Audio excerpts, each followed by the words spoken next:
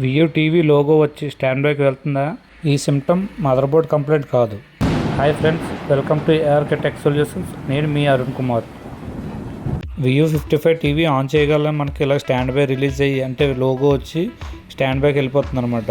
ఇది జనరల్గా ఏంటంటే మనకి power board or mother board complaint ఉంటుంది. టీవీ ఓపెన్ చేసి mother board or power board check చేసాం, ఇవి బాగున్నాయి.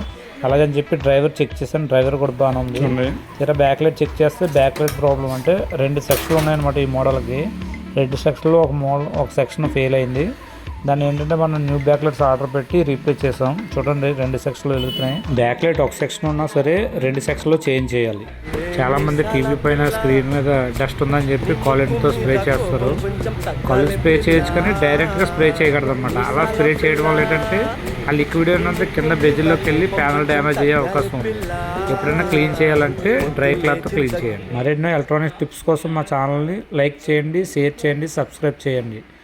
మా service centre Arun electronics, Vasu Kalyan మండపం పక్కన యలమంచిలి. అలాగే మా స్పేర్ షాప్ LIC బిల్డింగ్ పక్కన Arun aqua RO systems. All spares available. మా కాంటాక్ట్ నెంబర్ 7032147365.